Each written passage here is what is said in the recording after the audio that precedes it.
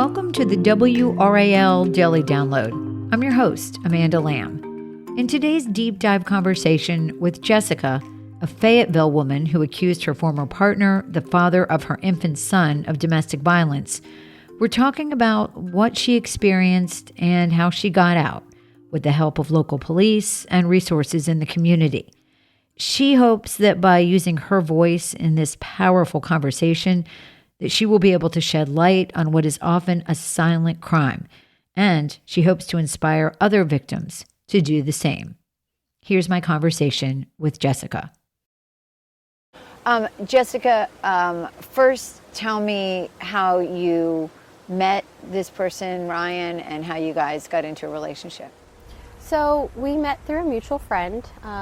She had vouched for him, said he was a great guy, just got out of a recent relationship, and so had I, and she thought that we would be, a good match to just meet up, hang out together in like a group setting. And we did, and we kind of like kicked it off a little bit. We weren't ready to jump into anything serious, so we kind of remained friends, and then little by little, like, he kept pursuing me with flowers and, coming to my job and bring me coffee and write me sweet notes, and he was a sweetheart in the beginning, and he was very persistent, even when I was just like, no, I don't want this, no, I'm okay. Charming. Very, very, very, very charming, very, how I like to call it now in hindsight, love bombing. Like, definitely just laid it on really thick. And, I'm the type of person where with persistence, it's key with me, and he was very persistent with everything. And then finally, I grew to like him. And you got into a relationship. Yep. It wasn't a very long relationship. Nope. It was probably just under a year. Shortly after we got into a relationship, I got pregnant fairly early. And we had talked about it. We decided that this is something that we wanted to do. And everything was great in the beginning, and then just little things started occurring in our relationship that didn't sit well with me. Someone who was about to start a family with someone. And so eventually you ended the relationship. Eventually, yeah. Once the baby was about 6 weeks old, again, I tried to come to him about something, and he wanted nothing to do with it. And then he was like, you know what? That's it. And I was like, you know what? That's it. You're kicking me out and the baby now? I'm done. I was like, I can't do this anymore. So we went our separate ways. And then a couple weeks later, he had helped me sign a lease for an apartment because I wasn't working. I didn't have anything.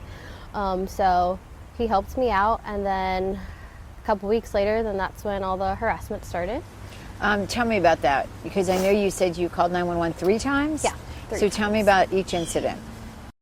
And to be clear, there had been no violence up to this point. No violence, a lot of yelling and threatening, yeah. But no physical violence? No physical violence, nope, no physical violence ever. So what happened on this occasion? So he came over, and I started talking to him about things that would happen when we would break up, how I would tell him I would hang out with friends.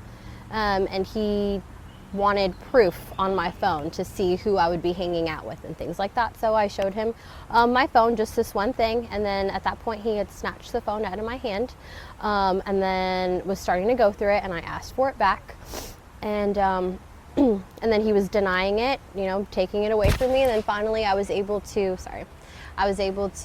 snatch it out of his hands and knock it onto the ground, and then at that point it had locked, and then he realized that the phone was locked and he didn't have the passcode to it. So at that point, that's when he grew very aggressive. He grabbed me and threw me up against the wall, started grabbing me by my neck and by my face and by everything in this vicinity, trying to get my eyes open to look at the passcode because I wouldn't give him the passcode.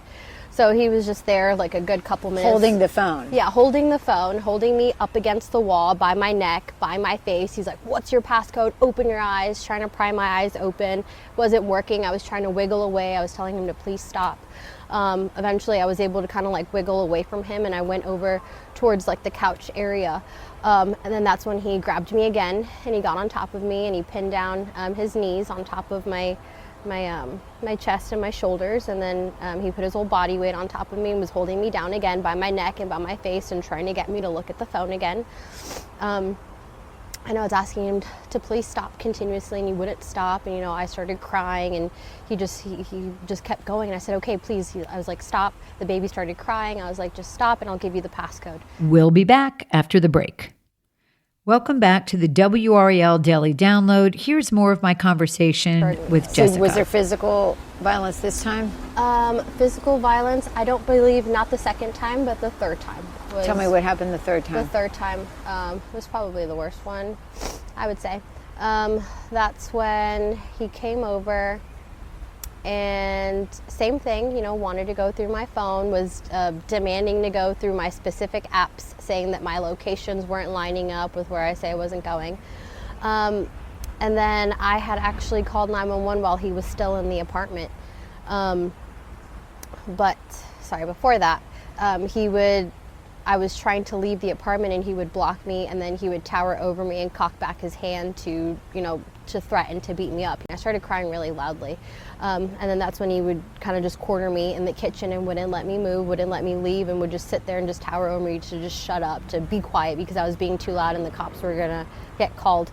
But then eventually, we were sitting down after he was interrogating me again, and I was able to pick up my phone that he had left on the counter without him seeing, and I was able to dial 911, and I told him, please leave, I'm going to call the police.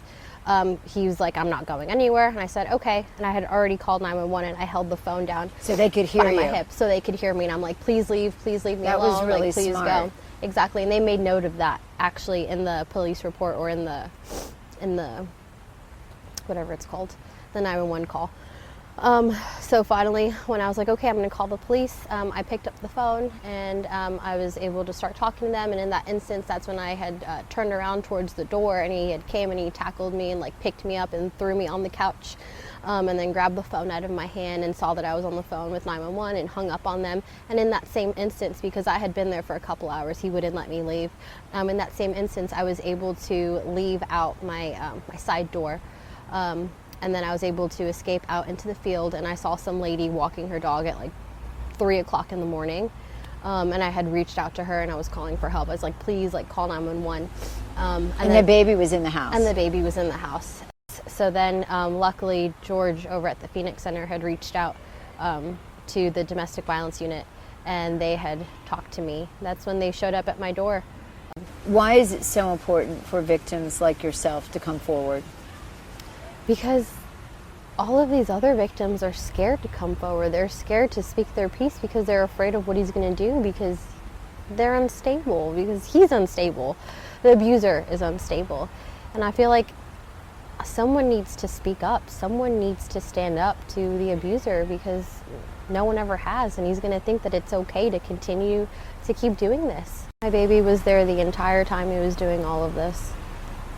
And I don't want him to grow up seeing that and seeing that it's okay. Yeah, and we know that it's a generational thing, that it continues in families, that it goes from generation to generation, and so in order to stop it, somebody has to come forward. Mm-hmm. That's exactly what happened with him. Are you afraid of him? Yes. Just seeing him in court today and just seeing the look on his face of just yes. Because in your opinion, he doesn't think he's done anything wrong. No, nothing at all. He thinks that everything is justified. He thinks everything is justified because he thinks that I was doing something wrong. And the bottom line is, a lot of women don't come forward because they're afraid. It's a silent crime in many cases. Yeah. No, I agree. I've gotten to the point in my healing journey where I feel like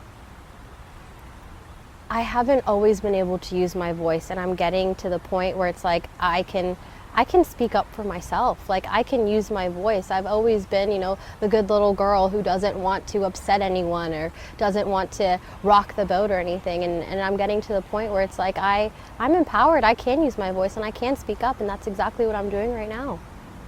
So at first it was a little hard, but I'm coming into my confidence where it's okay to do this. It's okay to speak up and to fight for yourself.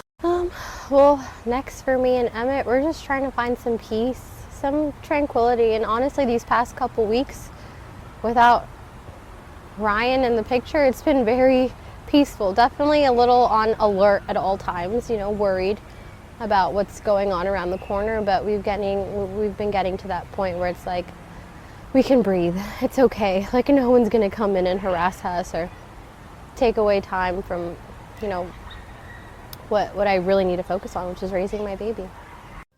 This has been the WRAL Daily Download, a production of WRAL News. Check out my 2 true crime podcasts. What Remains focuses on solving cold cases with forensic science. Follow the Truth is about the murder of Michael Jordan's father in North Carolina in 1993. Find What Remains and Follow the Truth in your podcast app.